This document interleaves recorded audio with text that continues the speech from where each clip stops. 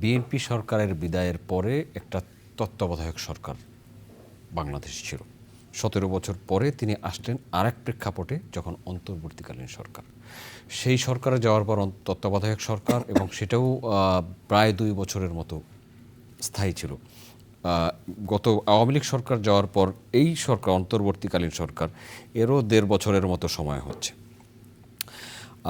এই নির্বাচন এই ঘটনাগুলো কিন্তু ঘটছে নির্বাচনকে ফ্রি অ্যান্ড ফেয়ার ক্রেডিবল না করার কারণে। এখন একটা নির্বাচন হলো, একটা দল বিজয়ী হলো, আবার যদি এরকম একটা অবস্থার দিকে যেতে থাকে, তাহলে তো বাংলাদেশকে বারবার এরকমই এই পুনঃচক্রের মধ্যে পড়ে যেতে হবে। সেই চক্র থেকে বের হওয়ার জন্য কি করছে বিএনপি?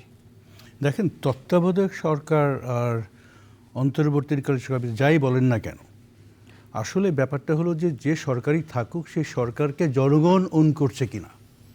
আপনি আগের যে সরকারটার কথা বললেন ১৭ বছর আগে বা ওই সময়ের যে প্রেক্ষাপট, ওই সরকারকে তো জনগণ ওন করে নাই। কিন্তু আপনি যদি বর্তমান সরকারের কথা বলেন, প্রফেসর ইউনূসের ওনার নেতৃত্বে যে সরকারটা আছে, এই সরকারকে জনগণ ওন করে, প্রত্যেকটা রাজনৈতিক দল ওন করে। যারা যারা স্বৈরাচারকে পছন্দ করে না, সবাই এই সরকারকে ওন করে।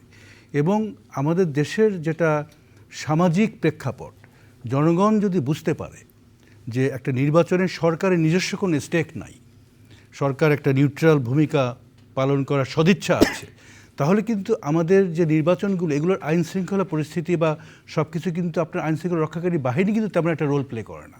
কারণ একটা ভোট কেন্দ্রে আপনি কতজন পুলিশ দিবেন? ৩ জন ৪ জন।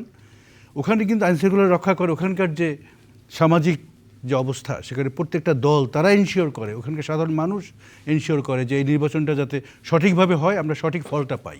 কারণ তারা জানে যে সরকারের কোনো স্টেক নাই।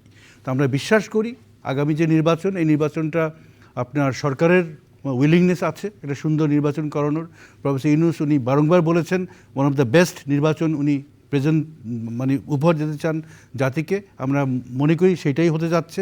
তাই যদি হয়, তাহলে অতীতের যে আপনার সহিংসতার যে ভিশাস সাইকেল, ওর মধ্যে পড়ার আমি কোনো সম্ভাবনা দেখি না।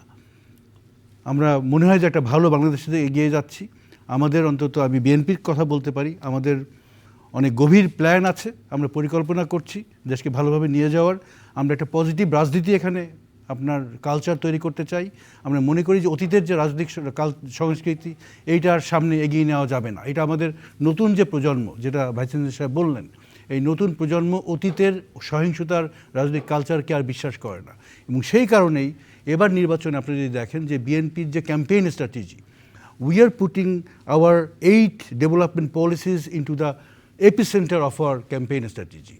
আমরা এই ডিসেম্বর মাসে 7 তারিখ থেকে শুরু করে আপনার এই গত 2 দিন আগ পর্যন্ত পর্যায়ক্রমে আমাদের দেশের প্রতিটি প্রান্তের যারা রাজনৈতিক নেতা আছেন, জেলা পর্যায়ের, উপজেলা পর্যায়ের, তাদেরকে আমরা ঢাকায় নিয়ে এসেছি। এক একটা ব্যাচে 1000-1200 রাজনৈতিক নেতাকর্মী ছিলেন।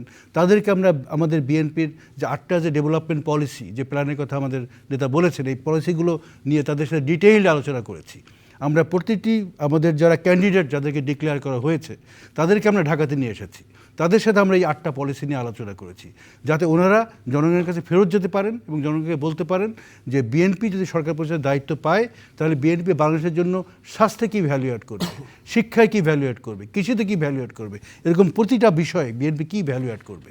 তো এরকম একটা স্বচ্ছ অবস্থার মধ্যে দিয়ে যদি একটা নির্বাচন হয়, সুন্দর নির্বাচন, সবার সম্মতির মাধ্যমে, সবার অংশগ্রহণের মাধ্যমে, অন্তত গণতন্ত্র প্রিয় দলগুলোর অংশগ্রহণের মাধ্যমে, তো আমি মনে করি না যে অতীতের ওই আপনার সহিংস এবং অবিশ্বাসের কালচারের মধ্যে আমাদেরকে আর পড়তে হবে।